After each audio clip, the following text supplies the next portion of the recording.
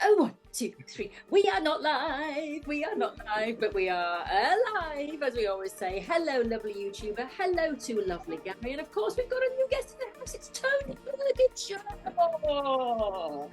And Tony is a qualified hypnotherapist. So we're going to be talking about anxiety, but also doing some crafting, as always. Today, we are going to be making some origami stars. That's how you say it, isn't it? Origami? Yes, origami. This is how you say it. So welcome, lovely YouTuber. You know what I'm going to say? Please give us a thumbs up because it helps us get into the algorithm. Please subscribe. Please hit the bell. Just do everything. Just do everything. Do it right now. Press all the buttons. Go crazy.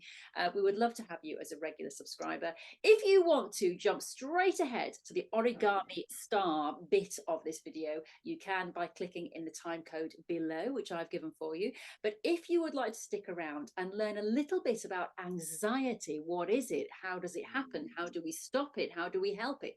And what creativity can do for that anxiety? Then I suggest that you stay around with us for the next few moments.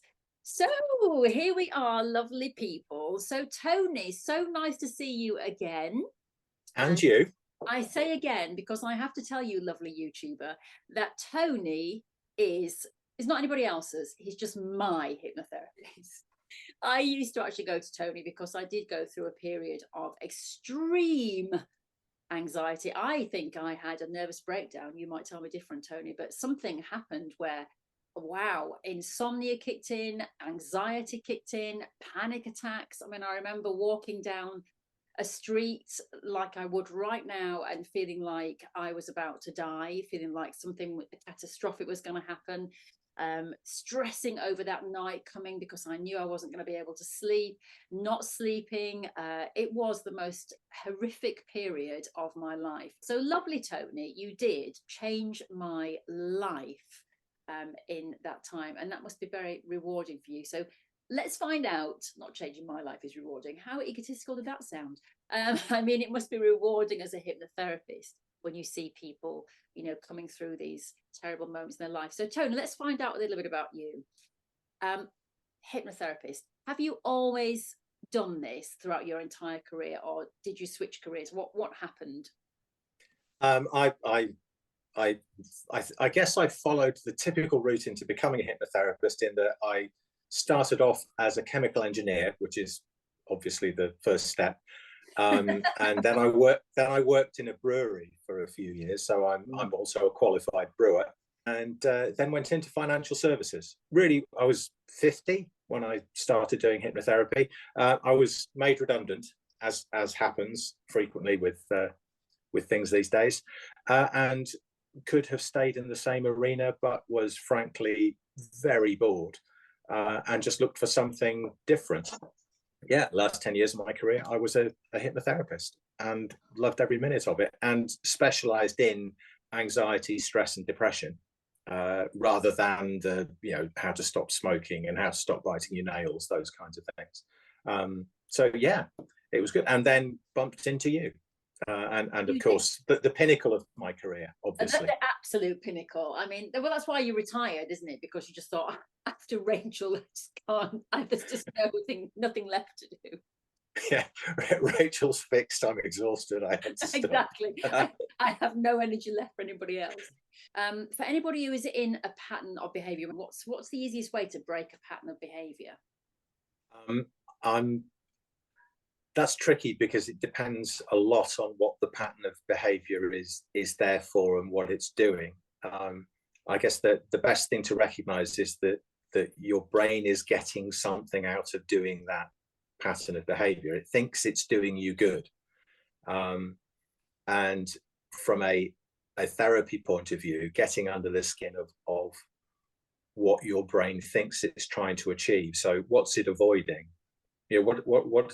What's it gaining by making you not do the thing that you want to do? What's it gaining by doing the habit? All of those things can make a big difference to how you would then approach the breaking of the habit. As a general rule, the longer you don't do a thing, the better. The more you can distract yourself from the thing, whatever that habit is, the better. One of the key ones that's actually really quite helpful is when you're triggered to do the habit. Yes. there's a period of time when you're just on autopilot. You trigger to do the habit, you do the habit. But there's a little window where autopilot hasn't kicked in. And you can exert your own willpower into that little window. It's a tiny sliver of time, just a few seconds. But if you can jump in there when you know you're about to do the habit and just go, for example, right, I'm going to set the watch for 10 minutes, going to put a 10-minute timer on. If I still want to do the habit in 10 minutes, I will go and do the habit. And you go off and do something else, your timer beeps. Do I still want to do the habit? Yes, I do. Great, go and do the habit. Do I want to do it? No, I don't. And quite often, because you've extended that little sliver of autopilot hasn't yet kicked in, you can come in, and what you're breaking is the link that your brain has between the uncomfortableness of whatever it was that triggered you to go, I'm going to go and do my habit thing instead of this awful thing, accounts. Well, I well understand that's fine. Accounts were never my favorite thing. You've extended that window. So, because sometimes the habit thing is actually, it's quite a nice thing to do. It's just, it's not always appropriate. Yes. And it's sometimes used as a crutch. Some habits are actively negative, self-destructive things. Yeah, I like the little window idea. So let's talk about anxiety then, because I mean, you know, it is the key word, isn't it, now in this world? Anxiety, anxiety. You know, you open every app and people are talking about it.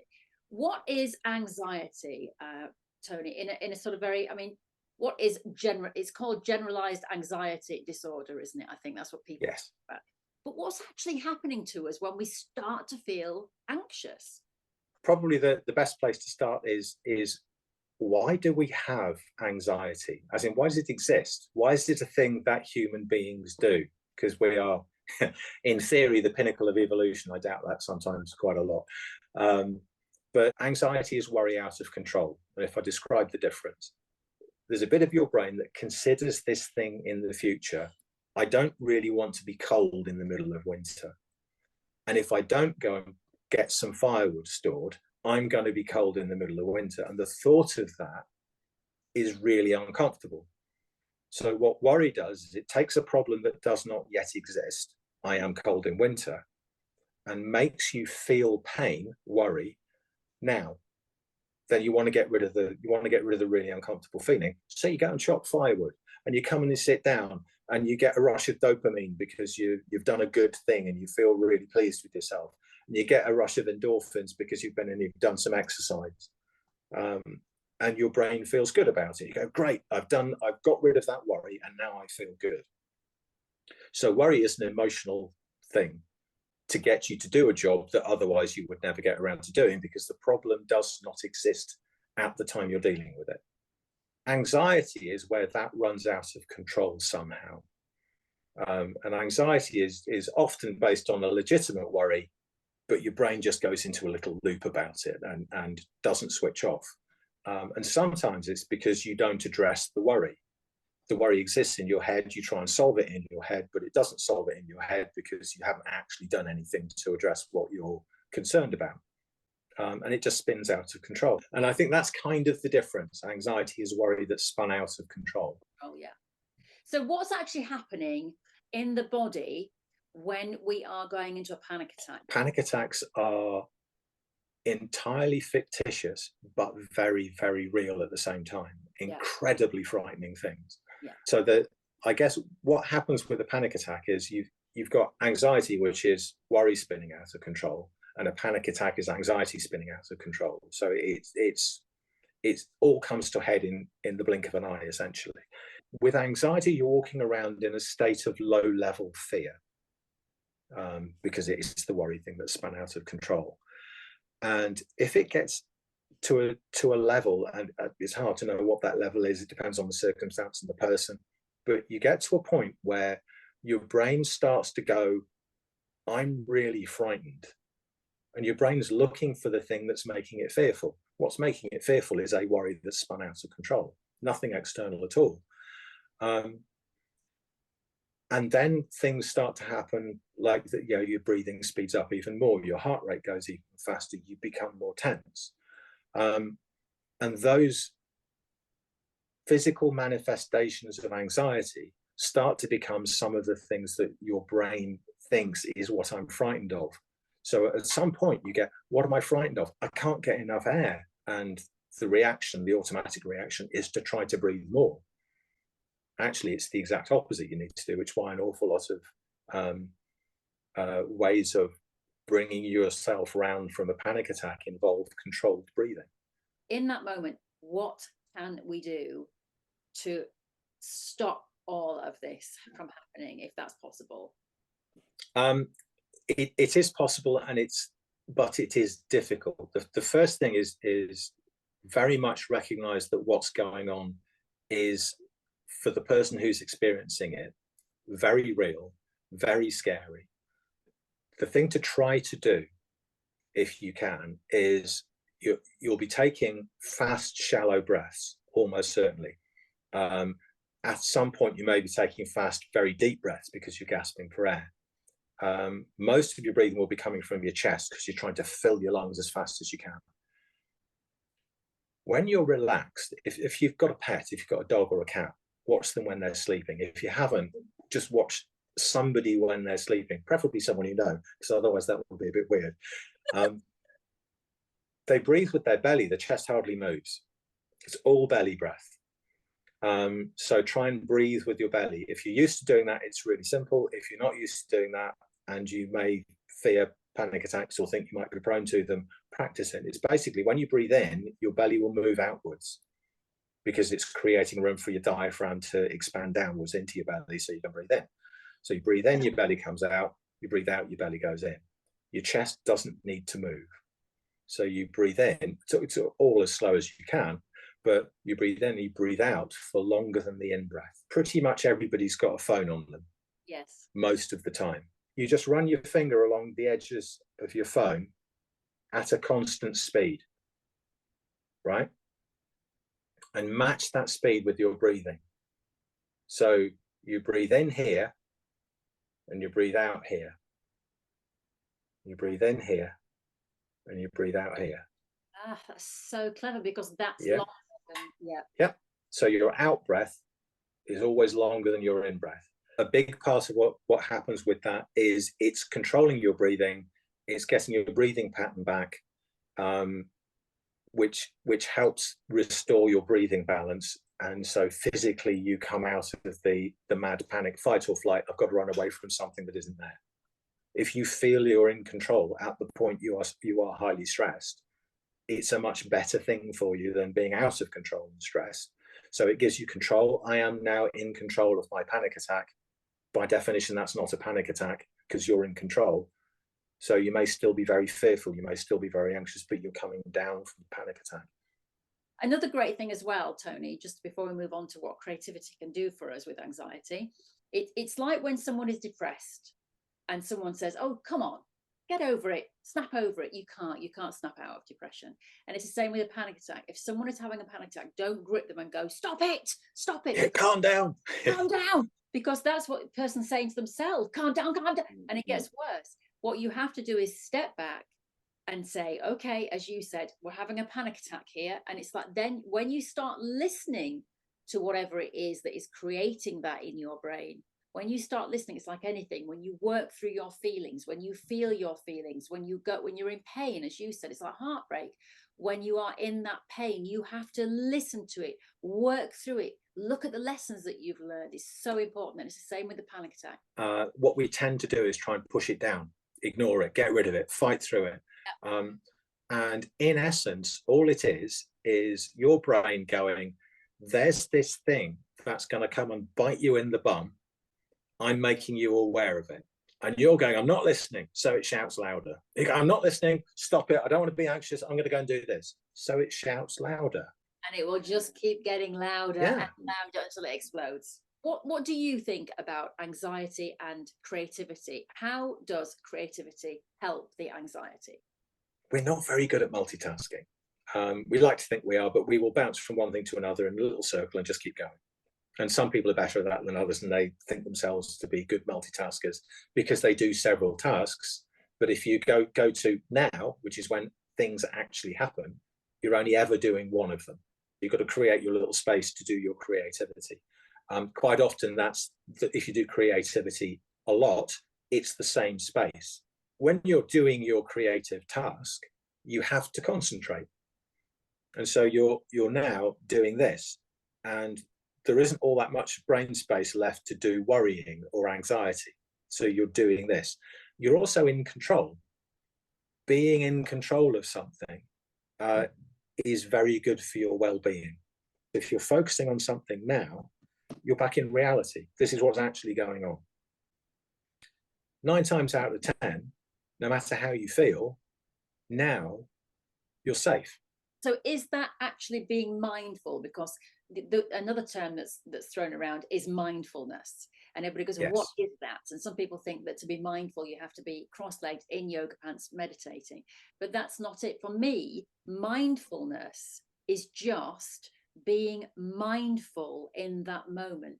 Your mind is full of what's happening in that moment. That's mindfulness. If you want it to be that sort of extra level of meditativeness, good word, just made it up, meditativeness,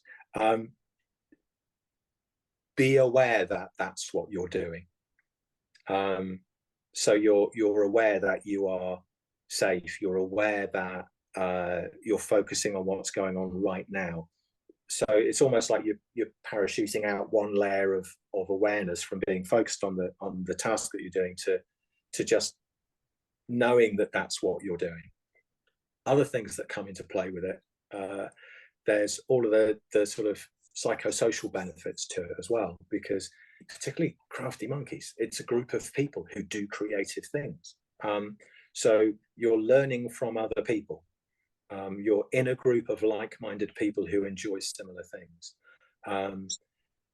At a level when you become somewhat skilled at what you're doing, somebody within that group may be going, look, I'm having real problems getting this stitch into place when I'm doing this particular task. How do I do it? Can anyone help?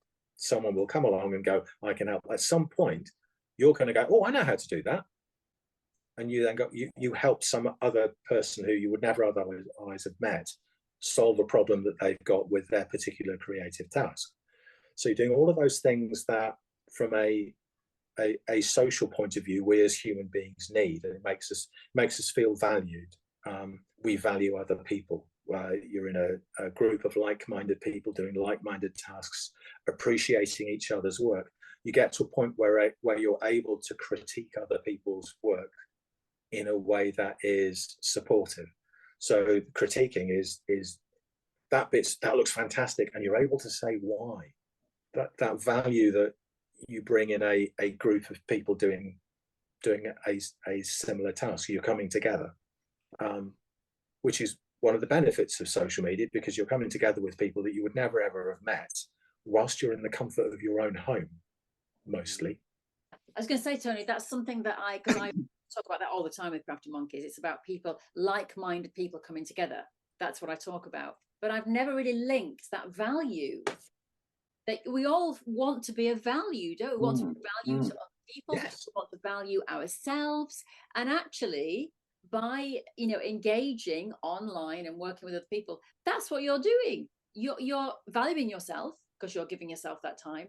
But also as well, if you actually say to someone, I mean, I do love it when one of our teachers, Gary has probably been in this position as well. One of our teachers will say, yeah, because I'm not sure if that would work. And then someone will go, well, actually, I tried that. I actually did dye my fabric with red cabbage and it was perfect. Yes. I didn't know that. I will try that next time. And someone sits there and goes, oh, I've told the teacher something. And that's great, because it makes you feel good. In the act of doing that, you're growing your brain. You're making new neural connections. So you're increasing your ability to focus. You're increasing the physical skill of stitching. You're increasing your sense of social connectedness. There's bits of your brain become stronger because of it. It's really good for helping you develop those parts of your brain that are good for you. Yeah. It's also been shown to be good for not fighting dementia, but reducing the likelihood of deterioration of the brain. So in the same way that the crossword puzzles do, increased social connection does, a sense of belonging does. increased new neural connections from the various skills, particularly fine motor skills, are very, very good for staving off, reducing the likelihood of, or the impact of dementia. Yeah. So fabulous stuff. So yeah, Creativity and crafty monkeys is good for the future of people everywhere. That's what we want to hear, don't we, Rachel? That is our strapline. Save the human race. It's fine. There you go. Fabulous. That's the Can I tagline. Set your sights high. Tony, you know, just to reiterate what you said about neural pathways, just from my own experience, my mother, sadly she's not here anymore, but when she was in her early 60s, well, she was 60, she had a stroke. And I just watched this person from being able to be articulate, to read and everything. It just all suddenly went away, and thinking, oh my God, you know, she can't speak, she can't read, she can't, you know, do all these things.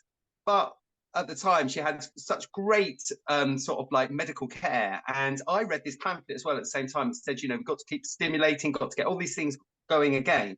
So together we all worked on it. She came back to normal. And you wouldn't have known she had a stroke until she had a scan on her brain where the damage to her brain had happened, or new neuro pathways had all grown. They could see them, they'd all grown because they'd been stimulated and they'd found new connections. So it might not have gone on the old path, which was damaged, but the new path was there where she'd made these new paths. And it was amazing how the brain can repair itself. So definitely from what you're saying about, you know, keep doing the things that you interest you, which are, you know, do your crosswords, to your painting, to your sketching, to your sewing, because actually, and I've heard the similar, that it does actually help. I wouldn't say it's going to completely cure or stop dementia, but it stays it keeps it away for longer. It does definitely help your brain to be much more alert and aware as we go into older age. Very much so, very much so. Yes, stroke patients are. It's so good to hear that your mother recovered so well. But it's entirely new connections doing jobs that they weren't supposed to do. But we do have to say, because we're on YouTube, none of us are doctors or medical experts. We are not at all giving out medical advice. We're just talking about our own experiences. Of course, if you have any concerns or anything, go to see your doctor. We're not doctors. But no, well said. Yes, but I do. That's the legal disclaimer there. But it's true, because we're not. Yes. But, it's very true. We are just talking about the general well-being effects of creativity, which we are going to do right now, because when our lovely guests join us here on our Tea Time tutorial, and thank you so much for all of that amazing. I mean, there's so many things I could take out of that I think would give people confidence, help, inspiration, hope, and general great little tips, like that 10-minute window thing for a habit is fantastic. Yes. So thank you, Tony. You're welcome. With all of our guests, we always ask them to bring a little creative endeavour. And Tony said, well, do you know something? And this is something I didn't know about Tony. He said, I do a bit of origami. You do? So he said he would like to teach us all to make a Christmas star. So Tony, we're going to get creative with you now and see what happens. Okay. Because I've never done origami. So I'm going to bring your hands into view. Oh. So look at that now. There's me. I know. Full center stage, no pressure. Please don't get anxious and worry. I was going to move that so we have less shadow. There we go. Beautiful. Yeah. Have you noticed, for those eagle-eyed amongst you? Yes. Books. Freud. Freud. Who's the other one? John Clare. And John Clare. John Clare. Poet extraordinaire from around Peterborough way, where I used to live. Oh, okay. Ah. Apparently. Don't ask me to quote any, I couldn't. No. Right then, so what are we doing then, Tony? So I can see that's what we're going to make. Finished article. Here's one I prepared earlier. Good. Like so that's that one. Yeah. I like that. So what you need is a piece of paper, square piece of paper, ish, 5 or 6 inches, whatever that might be in centimeters for those of you who don't understand inches. Yeah. If you can get hold of origami paper, great. If not, then just any paper at all. Wrapping paper, as long as it's not too thick, particularly Christmas wrapping paper, can be quite good. Yeah. Preferably white on one side, coloured on the other. Yeah. And cut it into as near accurate a square as you can. don't be too bothered about it being perfectly accurate. But as near as you can do would be good. So, are we ready to begin? We are ready. Yeah. Excellent. If you go white side up. Yeah. Right. We're going to start with a very, very complicated fold. Fold it in half. Corners as accurately together as you can get them. So these are like sort of preparation folds. There will be bits where you need to squish it back into place. It's a highly technical term. That squish it back into place later when it doesn't quite fold neatly. Okay, Yep. done? Yep. Happy? Yep. Great. Open that Yeah. one up. So you open that back up and do it again the other way. Rotate and fold. Okay.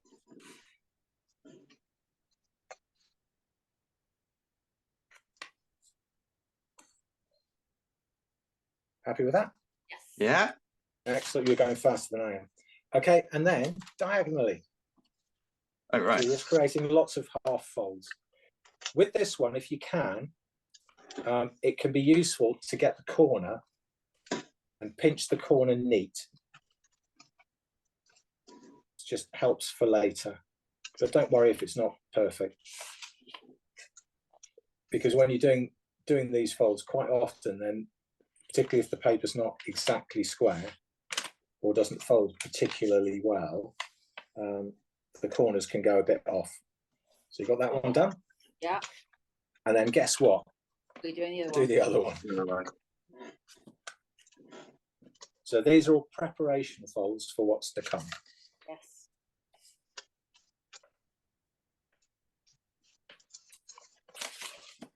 Do you actually make these for your Christmas decorations, Tony, or is this just a thing you've learned? I do. I took a break for a little while. I forgot I did it at Christmas. But yeah, the last few years I brought them back out again. I did it with the kids. Yeah. I did origami as a child, just a little bit, and then remembered it when I was doing crafty things with the kids when they were little. And we made stars that you make like little presents. So it looks like you've got a present you can hang on the tree. Yes. And camels as well. They're quite fun. So okay, so if you've got all those folds done. Yeah. So if you have it like that. Yeah. So Okay. coloured side up, fold diagonally in half. Doesn't matter which diagonal. Pointed side towards you. Yeah. Yeah. And then lift up the right hand side. Yeah. Yeah. And then open it out. Oh, right. Oh. Okay. Yes. Done. Done it. And then fold it up and across. Oh, wait a minute. Hang on. Go back to the square bit. So I folded it over. So you fold it over. Yes. And it looks like that. It does. Yeah. Fold Yeah. that bit all the way over. Fold that way. Okay. I'm with you. Yeah. Turn it over and do the same thing again. One. So you bring that side up. Turn it over. Fold it over. Side up. Oh, hang on. Open it out. Oh, I've missed that again. Right. Hang on. And So then I've fold it over again. Wait a minute. No. The computer says no. Wait a minute. So turn it over. Just do it again for me to turn it over. Let's have a look. I'm going to have to remember where I was. So it would have looked. Are you there? That one? Yes, I've done that one. Right. So you do the same thing with this side. Bring it over and flatten it out, just like you did on the previous side. Yeah. I think so. So now. And then fold that corner over again, like you did last time. Yeah. Yeah. Yeah. So if you don't open it up fully, but it would look like that. Yeah. Yeah. Yes. Yeah. Got it? Yes. I'm with you. Okay. Preparation fold 1 is now complete. Let's do preparation fold 2. Here we go. All right. This is all getting ready. It sort of all comes together very quickly at the end. Right. Okay. Okay, so Yeah.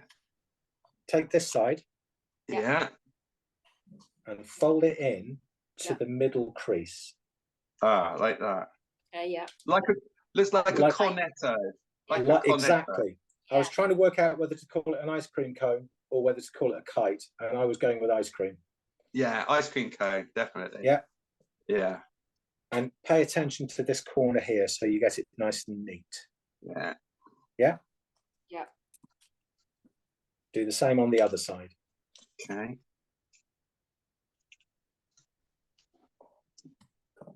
So it will look like that. Yeah, kind of. Got it? Yeah. Kind of. How can you have kind of, Rachel? Well, no, it does. It's just that my square wasn't perfectly square in the beginning. I did suspect. That's all right. So just push it into place as much as you can. Yeah, it's good. It's good. It's good. Yeah. At worst, you'll end up with a bit of a wonky star, but that's okay. It's all right. We Just can means work it with that. twinkles more. Don't worry. Okay. Yeah. Right. So we're going to go from fold. Well, we're still going to do folding, but this is where it gets a bit sort of origami-ish now. So open that out. Yeah. Oh, hang on, I've missed a step. Fold it back in again. Yeah. Fold the Do top. the other side. No, not top. yet. Fold Right. the top Over. over. It's just Over. creating a crease Yes. there. Right. Yeah. Open it back Yeah. out again. Yeah. Yeah. Yeah. Take Yeah. the top layer. That one. Top layer. Yeah. And open it out. Oh, It's going to test you. this is definitely testing. Right. I missed that now. I looked away. So you've done that last bit of fold. Hold on. Let me finish this bit. And you need to pay attention. For those of you who've got this far quickly, you need to pay attention to this top bit, making sure that comes in to a neat point. So it'll look like that. Okay. So if you want to do it again. Go back to the ice cream cone bit. Yeah. The ice cream cone bit. Yeah. Hold on. Where's the ice cream cone gone? I've lost it. Oh, here we go. Ice cream cone was. Yeah, that's it. Yeah. Right. So you've got Done that. you've got that. Yes. You folded that over. I folded that over. Yeah. Right. Yeah. Okay. Open it out again. Open it out again. Yeah. Get hold of this top corner Corner. here. Yes. Yeah. Hold it And open. lift it up and over. Yeah. And it should just open out. Yes. So hold the bottom, move the top. It should just open out and fold in on itself It does. to do that. Yes. Okay. Got that. Yeah. Done. Yeah. And then we do the other side. Ooh. Do we have to remember? Or are you going to tell us? I hope he's going to tell us. I will tell you. Ice cream cone. Ice cream cone. Cornetto. Just one cornetto. That's the one. Yeah. Fold over. On top. Fold the top to get a crease. And then open it out. And fold it up again. Yeah. Ooh. Sometimes, like mine, it sort of kinks in this bit, so you just need to ease it back into place. Okay. Lovely. Done? Yeah. Hey, you're both ahead of me here. That's really good.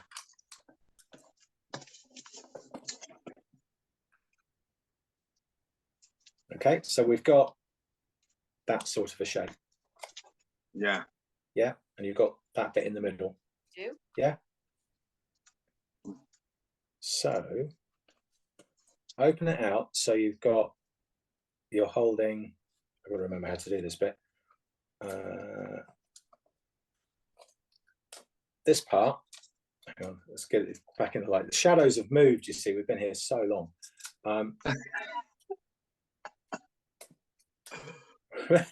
What you want to do is hold this part. So you've got, Yeah. got that first bit.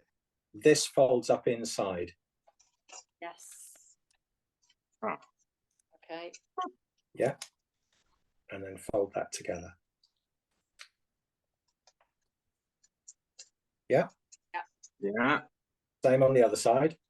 Yeah. That So folds you open up. this side out, fold it up, fold it back together again. Wow. Okay. So you should have now a triangle. We spent all this time making a triangle. Yeah.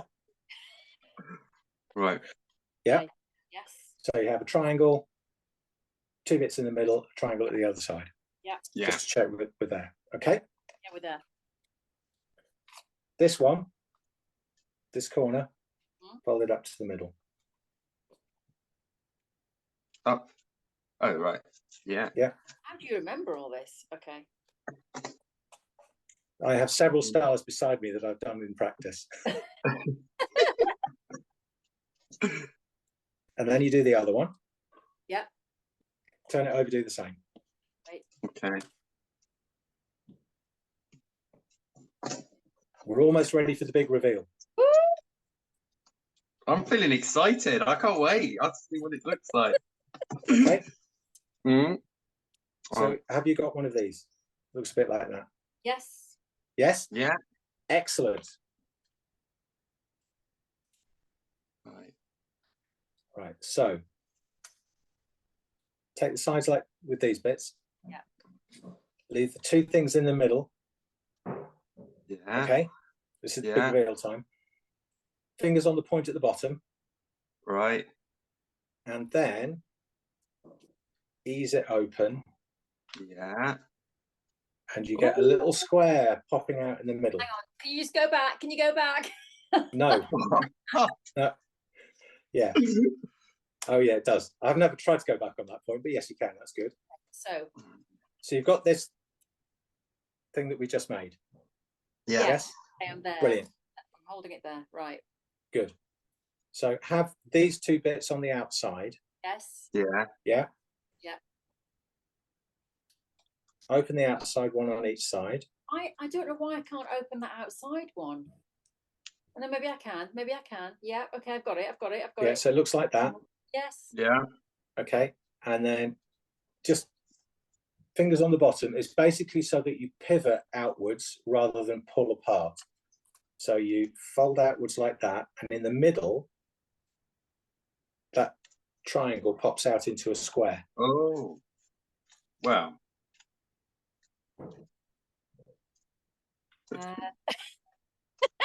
And then you squish it flat. And we have an almost finished star. Okay. Yeah. Gary, how are you getting on? Yeah, no, it's okay. I think I've just gone too big, which is always my problem. And I think because I used a big piece of paper. No, it's actually working. I'm teasing it, actually. There you go. Teasing is a very good word to use. Teasing. I've done it. Teasing, easing, and squishing. Okay. No, I've done it. I have done it. Okay, we've almost finished. There is a little bit more to do to pimp it up a bit. I like that. Yeah. Sure, I can show you mine on camera. Come on, what does yours look like? No, come on. Let's carry on. Right. Okay, so we have now a perfectly acceptable star. We. Yeah. You. No, we teamwork. We Yeah. all have. Yeah. We all have. We all have. However, Right. this one, right, has got the little gaps in there, which Oh. this one doesn't yet have. No, it doesn't. No. So we can do that if you wish. You've got Yes. time to do that, Rachel. Yes, yes, yes. Excellent. Turn it over. Okay. Right. Okay. So what you've got here is Yeah. 4 little triangles Yeah. that stick up like that. Right. Yeah. Yeah. And there's a little gap in them just there. If you look. Yeah. So what you can do is squish those down to make another ice cream cone. Another one. Yeah. Yeah. So do all 4 of those little triangles like that. Open them up and squish them down flat.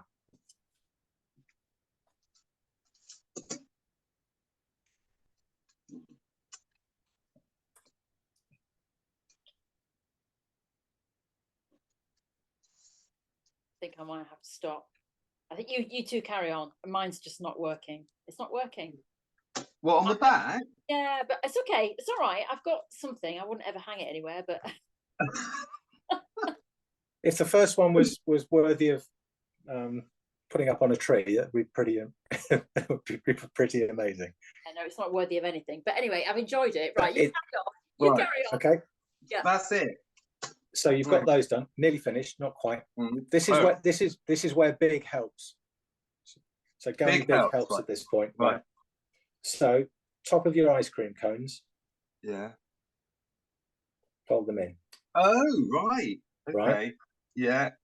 So having a bigger square to start with, whilst it has some disadvantages, helps with this bit. So you've got that. Yeah. Okay. Yeah. Right. Open those up. Open those up. Oh, open them up. Yeah. So open the back out again, and you take that top layer and you fold it down in a mini version of what we just did on one of those earlier folds. Oh, blimey. Right. Yeah. And what that's done, if you can, I don't know if you can see it, that creates that little gap there. Yes. Yes. Yes, Yes. it does. Yes. And then you just go around and do the other ones. Right. I can do that. So fold those over. Open them out. Take the top layer and pull it back again. And with this bit, because this is the underneath, sometimes it won't particularly, you've got quite a few layers of paper here. Yeah.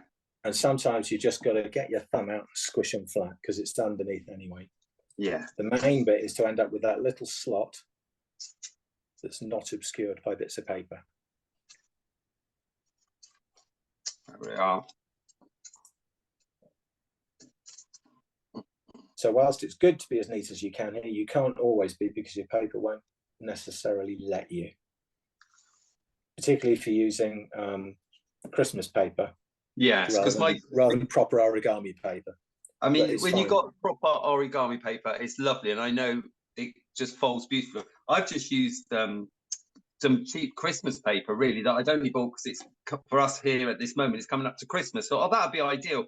But yeah, I think I needed to cut it like Rachel said. Hers a little bit accurate, even though I thought I'd cut mine accurate. I am slightly a couple of mil out on one side of the page, I think. But anyway, it's worked and it's worked. Yeah. So I've got a template now to do again. I think I'd have to rewind and watch it again from the beginning because I don't think I'd remember that until we watched it and went right the way through. But as always, when I'm following someone, I'm completely absorbed in the moment. I'm absorbed in the instruction, the hand folding, the feel of the paper, everything. So it definitely was getting my brain to just focus on a task and not wander off. I'm going to. We've just done mindfulness, you see. We have. Exactly. Yes.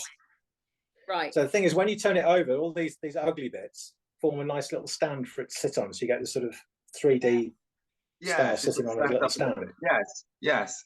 Yeah. That's lovely. I never knew you had that in you, Tony. It normally takes at Christmas 3 or 4 goes to get my head around it again. Yeah. Well, that's yours. Yeah, so that's that. Weirdly, that's almost the entirety of making a camel. Remember I showed you some beforehand. One of them was a camel. That's way too complicated. Tony, I'm trying to visualize a camel. I'm trying to see a camel at this point. I know. But it's just the last few steps that you change, and it turns into a camel. That's quite. But the preparation folds are identical. Right. Brilliant. Let's have a look at yours. Here's mine. Wow. Oh. I like that. Oh my Lord, Gary, you're just too talented. It's just too big. It's huge. No, see, this is where you get when you do a few, you get to get the hang of the weight of the paper. So if you were to do one that big, get some wrapping paper that's a little bit thicker. Yes, yeah, exactly. That's a good point, actually. So if you're going to go larger, a little bit more thicker, it's when you're going miniaturizing it. That's when you can use the finest paper for miniaturizing. Yes. So. It's also likely to rip, though. So it's the balance between the two. Yeah. The other thing, if you do use proper origami paper, the other thing, if you're buying the expensive stuff, it is pretty much bang accurate square cut, Yeah. which helps with corners. But the thing with this is like we found on the back, you can just squish them into place rather. So these at the bottom aren't neat on mine, because there's no way they could be with this quality of paper. No. I like that, Rachel. That's got potential. Mine is rubbish. Right, here we go. Are we Come on ready?